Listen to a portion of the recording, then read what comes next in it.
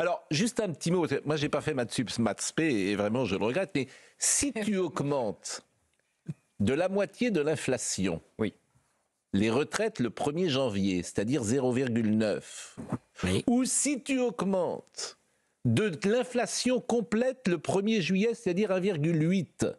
En clair, si tu augmentes d'1,8 pendant 6 mois ou de 0,9 pendant 1 an, c'est la même chose pour les retraités.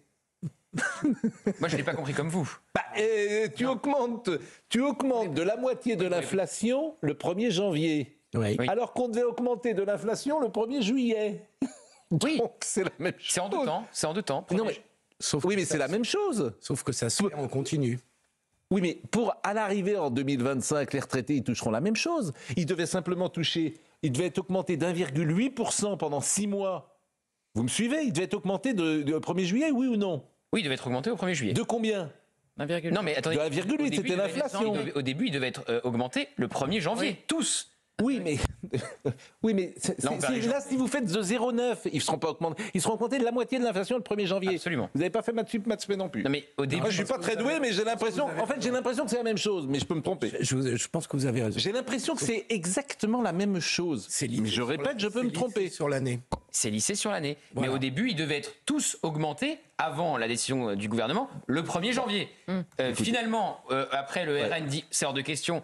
Le gouvernement dit bon, on va augmenter les petites retraites au 1er janvier. Oui. Et ensuite, Laurent Wauquiez dit ça ne suffit toujours pas, donc on va augmenter tout le monde au 1er janvier, mais à la moitié de l'inflation. Mais oui. Et pour les plus petites retraites, je synthétise parce que là, je pense que les gens nous ont coupé. Non, un chiffre chasse l'autre, toujours. Moi-même, j'ai du mal à comprendre. Et le 1er juillet seront réaugmentées les plus petites retraites. Voilà. Bon, j'ai rien compris. Donc c'est en deux fois. Est-ce qu'on peut écouter alors, non, la pratique, Laurent, c'était Laurent de Saint-Martin qui était là ce matin? Ah, ce matin, oui, mais alors hier, c'est Laurent Wauquiez qui l'a annoncé. Oui, Laurent Wauquiez. Ça, c'est très étonnant. Il n'est pas ministre du budget, il n'est pas Alors, ministre de l'économie. écoutons Laurent Wauquiez. Écoutons Monsieur Wauquiez. On écoute le Laurent que vous voulez, hein, c'est de Laurent, de toute façon. Ouais, écoutons Monsieur Wauquiez. On a essayé de prendre un seuil qui soit objectif. Et donc, ce qu'on a choisi, c'est le SMIC. Toutes les retraites en dessous du SMIC seront intégralement protégées de perte de pouvoir d'achat. Il faut savoir, Monsieur Boulot, qu'en France, il y a beaucoup de gens qui ont des petites retraites. Votre reportage le disait, c'est 44% des retraités qui seront concernés, près d'un retraité sur deux qui sera protégé par ce bouclier anti-inflation. Et le reste, tout le monde sera revalorisé au 1er janvier. Bon, c'est quand même une bonne nouvelle. Non. Non, c'est quand même une bonne. C'est pas une mauvaise nouvelle. Oui. On ne sait pas faire des... On passe notre vie à demander des économies. Voilà. On a dépensé 14 milliards pour les retraités à travers l'indexation. Ah oui, vous voulez taper sur les retraités. C'est une des plus grosses masses de dépenses. Ah oui, c'est ça. Les gens qui ont cotisé toute leur vie, les gens qui ont cotisé toute leur vie, vous êtes terribles. Oui, vous êtes terribles. Ah oui, vous êtes affreux. Vraiment, ça, je vous le confirme. Tapez sur ces pauvres retraités qui ont toute leur vie. Vous savez qu'aujourd'hui, les retraités ont quasiment le même niveau de vie que les actifs. Et alors mais ils ont cotisé toute leur vie, les amis. On cotise tous. Et ben, vous demandez des... Ils ont un ratio cotisation-retraite qui est extrêmement intéressant et qui l'est beaucoup plus que ce qu'on aura nous dans quelques décennies. Et j'ajoute par ailleurs qu'on est quand même un des seuls pays de l'OCDE où l'essentiel du patrimoine est détenu par les plus de 60 ans. Ils votent, ils font l'élection. Donc on ne peut rien demander aux retraités. Ils font l'élection. De dire un mot. Mais je serais concerné par la question des retraites. Oui. Non, absolument. Bon, écoutez, voilà ce qu'on pouvait dire ce matin. Laurent Saint-Martin, écoutez-le. Laurent Saint-Martin, il était ce matin chez... Ministre du budget. Ministre du budget, il était ce matin chez Sonia. Ah non, ce matin, c'était chez Sonia, c'était Benjamin Haddad. Oui. Pardonnez-moi. Alors, il était Laurent Saint-Martin au Cap Vérité. Au Cap Vérité. Pardonnez-moi. Le Premier ministre a dit depuis le début de ce gouvernement que nous voulions une méthode de concertation avec cette coalition qui est ce socle majoritaire à l'Assemblée nationale et au Sénat. La question était de savoir effectivement qui allait annoncer quand, mais j'ai envie de vous dire ça, pardon, c'est quand même un sujet qui intéresse assez peu de monde. Ce qui compte, c'est de savoir comment est-ce que les petites retraites évoluent par rapport au texte initial. Et donc effectivement, je vous confirme qu'il n'y aura aucune perte de pouvoir d'achat pour toutes les retraites qui sont en dessous de l'équivalent du SMIC. Et c'est ça la nouvelle importante.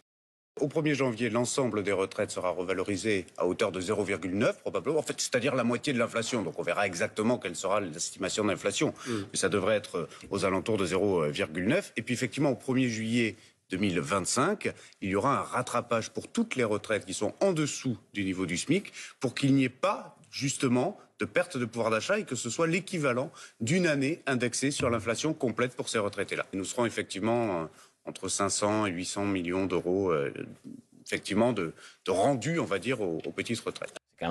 Vous avez un ministre du budget qui dit on sera entre 500 et 800 millions. C'est 300 millions de différence. Attends, je regarde, peut-être 500, 800, je sais pas trop.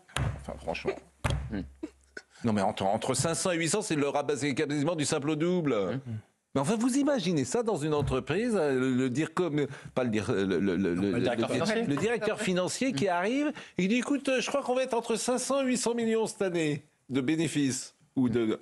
C'est étrange. Au-delà des retraites, la question de fond dans cette histoire, c'est quand même l'explosion de la dépense sociale en France, plus 16 points de PIB en 40 ans, alors que tous les autres pays d'Europe stagnent ou augmentent très légèrement. Ça représente un tiers du PIB aujourd'hui. Un mot sur C8. Les pensions de retraite les plus élevées d'Europe, il faut le savoir. Oui, notamment celles des fonctionnaires. Mais bon, vous voulez qu'on en parle vraiment? Je dis pas. Vous voulez rentrer dans le détail parce qu'il n'y a pas les pensions d'un côté. Vincent, je dis pas le contraire. En dessous du SMIC et puis les pensions, le reste. Qu'est-ce qui va se passer? Le coup de rabot que vous appelez tous là, le coup de rabot touchera celle les retraites des salariés du privé pour l'essentiel. Évidemment. C'est les cadres moyens qui vont se faire. Mais dites pas non, mais évidemment. Je veux dire, les mesures de la retraite ont été prises pour financer le public, pas puisque le privé est à l'équilibre et gagne même de l'argent. La retraite du public est calculée. Je termine juste. Je suis d'accord. Bon, si vous êtes d'accord, justement, ne dites rien. Donc, le retraite du public est calculé sur les 6 derniers mois, la retraite du privé sur les 25 ans. Vous trouvez ça normal? Non. Vous oubliez un point. Non. Vous oubliez un point important quand même, c'est que les fonctionnaires sont beaucoup payants. Non. Mais arrêtez. Mais vous connaissez tout et à l'arrivée, voilà où on est. Qu'est-ce que vous voulez que je vous dise? Les calculs des pensions de retraite des fonctionnaires sont calculés sans leur prime. Et sans leur prime, ça fait baisser leur retraite. Mais ça n'empêche qu'on a dépensé quand même 15 milliards d'euros l'année dernière. On y arrivera. Indexer les retraites. C'est 8. C'est 8. Cette année. Et cette année. C'est 8. Mars dernier. Ont des primes. Mais les privés n'ont pas de primes, peut-être. Les instituts, les journalistes de visuel public. Et la rémunération du travail n'est pas indexée sur l'inflation, et c'est aussi un problème. Allez. Un mot sur C8. Un mot sur C8, sur la proportionnalité de cette décision. C'est ça que va juger le Conseil d'État. La proportionnalité. Alors, je ne l'ai pas dit tout à l'heure parce que je rentre dans le détail. C8 n'est pas arrêté pour le moment. C8 n'est pas présélectionné. Bon. C'est-à-dire que c'est pour ça qu'il y a un côté supplice chinois là-dedans et que les familles sont dans l'incertitude. Donc, effectivement, ne pas être présélectionné, ça veut dire d'être quasiment arrêté. Bien sûr. Mais le paradoxe, c'est que la chaîne qui remplacerait C8 n'est pas prête. Manifestement, il pourrait avoir un écran noir. C8, c'est la première chaîne de la TNT. C'est mépriser le public. C'est dire au public, vraiment, c'est 9 personnes qui disent au public, écoutez, ce que vous faites le soir, ça ne nous intéresse pas. C'est une forme de mépris de classe, je trouve, pour C8. Il peut toujours avoir des sanctions sur un animateur, sanctions sur une émission, pourquoi pas d'ailleurs. Mais fermer une chaîne parce qu'il y a eu quelque chose qui contrevenait au principe de l'Arcom ou parce qu'un animateur, ça me paraît disproportionné. Et ça paraît à tout le monde disproportionné d'ailleurs. Tous ceux qui interviennent disent c'est disproportionné. En off, ils te disent tous c'est disproportionné. Donc on va voir ce que le Conseil d'État fera. Mais surtout parce que vous l'avez dit, C8 réunit 2 500 000 personnes chaque soir. Bien sûr. Donc quelle est la sanction qui a coûté le plus cher à C8 ? C'est la séquence avec Louis Boyard, 3,5 millions. 3,5 millions pour la séquence avec Louis Boyard, qui était en fait le début de la bordélisation. Louis Boyard, c'était ça, c'était le début de la stratégie de bordélisation. Et le premier qui a été piégé, c'est Cyril Hanouna. C'est ça qui s'est passé. Après, on parle tous les jours des tweets de LFI, de tous les dérapages, de toutes les outrances de la France insoumise. Mais la séquence avec Louis Boyard, c'est juste après les élections législatives. Et pour cela, ça a déjà coûté à la chaîne 3,5 millions d'euros. Et là, c'est carrément arrêter la chaîne avec, vous l'avez dit, 400 salariés à la clé. Et c'est vrai qu'il y a un soupçon de décision politique qui pèse forcément, parce que C8 est attaqué, CNews est attaqué, le Journal du Dimanche est attaqué, JD News est attaqué, Europe 1 est attaqué. Voilà. Bon. Et même l'autre jour, j'ai lu que le prix Goncourt, Kamel Daoud avait été jugé comme un prix Goncourt bolloréen. Ou d'extrême droite. Bolloréen. C'est quand même extravagant. Un délire. Mais bravo au prix Goncourt de résister à cela, justement. Bien sûr. À cette espèce d'ambiance insupportable. Bon, je vous ai parfois parlé du Salvador. Vous avez souri. eh bien, à l'arrivée, le vice-président de la République du Salvador, Félix Ulloa, a effectué une visite officielle à l'Assemblée nationale mardi dernier. Il s'est entretenu avec Bruno Retailleau sur la situation de violence à laquelle est confrontée la France. Vous voyez cette image avec M. Barnier, ça c'est le vice-président Félix Ulloa. Et vous allez voir cette séquence avec Bruno Retailleau, où il lui dit il faut une législation spéciale et particulière et des juges pour les juger, dit Félix Ulloa, qui sait de quoi il parle, puisque on a éradiqué les narcotrafiquants de manière assez radicale au Salvador. Écoutez cette séquence. Législation spéciale particulière et des juges spéciaux pour les juger. Parce qu'on ne peut pas les juger avec les lois pénales communes. Il faut avoir une législation spéciale pour eux. Il faut votre ambassadrice, madame. Voilà, elle est. Ah, c'est vous, madame. Les hommages. Alors ça, c'est intéressant parce qu'on ne peut pas les juger avec les lois pénales communes. Il faut une législation spéciale. Et écoutez Pascal Drouot, qui est un ami du président du Salvador, Nayib Bukele, c'est lui qui avait organisé cette rencontre entre le vice-président et Bruno Retailleau, et il est président de l'association franco-latine, Amérique latine. Il est expert en géopolitique, chercheur associé auprès de l'Institut Choiseul et président de l'association qui s'appelle LatFront, qui est Amérique latine France, que vous connaissez. Et c'est un homme qui, dans les années 80, notamment, était proche du RPR également. Je vous propose de l'écouter. C'est une rencontre extrêmement importante parce qu'en effet, les Salvadoriens qui, depuis 2019, avec l'élection de Nayib Bukele, sont arrivés à éradiquer les maras, les fameux gangs. Pendant 5 années, Salvador, qui était le pays avec le plus fort taux d'homicide au monde. En 2018, il y avait un assassinat par heure, pendant toute l'année, par exemple. Et donc, il y a eu cette volonté de faire connaître cette expérience. En effet, en Amérique latine, aujourd'hui, la problématique de l'insécurité, du narcotrafic est le sujet numéro 1 dans l'ensemble du continent latino-américain. Et en effet, il y a cette volonté pour le Salvador de faire connaître leurs solutions, leur modèle. Comme vous l'avez très justement dit, il ne s'agit pas de transposer quoi que ce soit, il s'agit de montrer ce qui a été fait.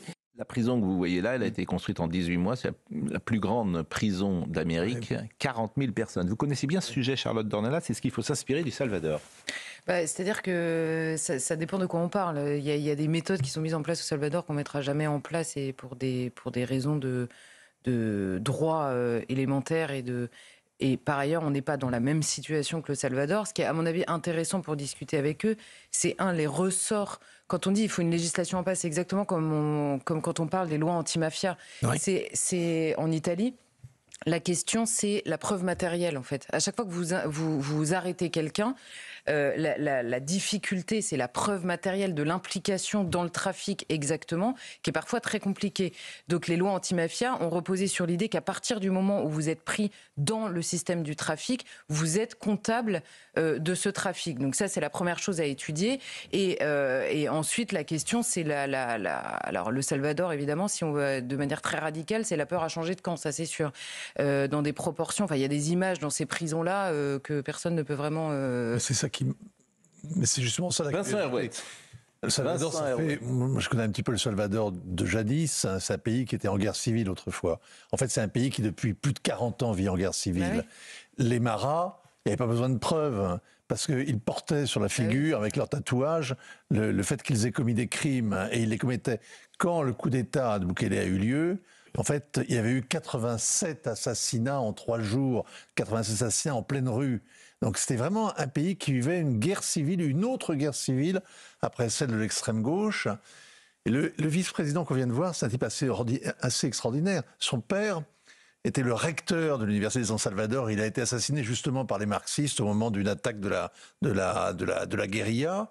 Et lui-même, il a fait ses études à l'ENA. Il parle mal le français là, il l'a oublié. Mais il a été stagiaire énarque à Paris. Il a fait ses études aux États-Unis, en Espagne et à Paris. Et c'est un avocat. Il connaît bien, c'est un avocat de formation. Mais ce qui se passe au Salvador, c'est dément. C'est-à-dire qu'il y a des milliers d'innocents qui avaient eu le malheur de se faire tatouer. Il y a une présomption. A priori, non. J'ai posé la question hier à M. Drouot, il me dit non. Il n'y a pas du. Non, ils sont en train d'essayer d'assouplir un peu parce que c'est intenable. C'est intenable. Là, ce que vous voyez, là, la prison, avec tous les types en blanc, rasés, enchaînés, n'ayant pas le droit de parler, n'ayant pas accès à un avocat, retenus en général. Il n'a pas dit ça, M. Drouot. Il a dit les droits de la défense ont été assurés. Non, mais là-dessus, Choiseul fait des choses formidables, mais on n'est pas forcément totalement d'accord non plus sur le constat. Ouais, mais j'ai posé ces questions hier soir. Hein. Moi, je connais les Salvadoriens, ils se sentent libérés. Ils sont délivrés de la terreur au quotidien. Mais en même temps, tout le monde se dit, c'est un passage. C'est une période, sauf que ça s'éternise un peu. Le président Bukele s'est fait reconduire au mépris total de la Constitution au demeurant. Il a été réélu triomphalement. 87%, c'est vrai. Oui, il a été réélu triomphalement. Mais pourquoi vous dites au mépris de la Constitution? Il a changé la Constitution. Il a changé la mandat. Maintenant, il y en a 2. Bon, voilà. Enfin, ça ne me gêne pas beaucoup pour tout vous dire. Oui, non, mais c'est un dictateur très cool. C'est pas un dictateur. Mais pourquoi vous dites c'est un dictateur? C'est un dictateur extrêmement cool. Extrêmement cool, c'est vrai, c'est comme ça. Un dictateur cool, ça veut rien dire, c'est pas un dictateur. Alors, c'est lui qui dit ça. Je suis le dictateur le plus cool au monde. C'est un oxymore. C'est son slogan. Ouais. Écoutez, il y a 87% des gens qui ont... une guerre civile, vous n'êtes pas en train de regarder, de faire de la casuistique juridique. Mais quand les choses se calment et que vous avez réussi à enfermer les méchants, à ce moment-là, il y a une période qui vous devez revenir dans le droit commun et le droit le plus évident. On ne juge pas 900 types en moins d'un quart d'heure. C'est ce qui s'est passé quand même. Hein. 900 types dans le box. Et hop, en 10 minutes, c'était réglé. Vous imaginez ? Je pense qu'on peut trouver un intermédiaire entre, en effet, ces jugements collectifs extrêmement hâtifs. Monsieur Drouot n'était pas sur cette ligne-là hier soir. Et des libérations comme on en a chez nous pour vice de procédure, alors que la culpabilité est établie. Peut-être y a-t-il un intermédiaire à trouver. Entre l'anarchie et la dictature, il y a un intermédiaire, ça s'appelle l'état de droit, normalement. Ouais, c'est ça. Mais je trouve beaucoup plus intéressant de s'intéresser Philippe Guibert, italien et sicilien en particulier, comme l'a dit Charlotte. Alors tout n'est pas réglé en italien. Non, mais en Sicile, parce que chaque fois vous prenez le même exemple, à chaque fois on a succès. En Sicile, c'est un vrai succès. Ah oui, quand même. Et parce qu'on revient de très loin. Plutôt que d'aller s'intéresser à un pays qui n'a pas grand-chose à voir avec nous en termes de situation, qui a un régime, comme l'a dit Vincent, plus que limite. Et donc je vois pas l'intérêt de la comparaison. La comparaison avec l'Italie. Si, il a répondu à Hollande. Bukele a répondu à François Hollande la semaine dernière avec une phrase qui est quand même assez qu'il faut méditer. La seule façon d'arrêter la criminalité, c'est de retirer les criminels des rues. Bah oui, bien sûr. La légalisation du cannabis. D'ailleurs, on l'a découvert au moment des Jeux Olympiques. Tous les journaux, vous les voyez parader, les criminels dans la rue. Il fait jour à midi aussi. Non, pas du tout, excusez-moi. On l'a fait que pendant les Jeux Olympiques et d'ailleurs, ça a fonctionné. Hein. Ça a marché. On les a empêchés de sortir. Retirer les criminels des rues, oui, bien sûr. Les chauffeurs, Non, les types qui tiennent la rue, qui tiennent le mur. Monsieur Hill.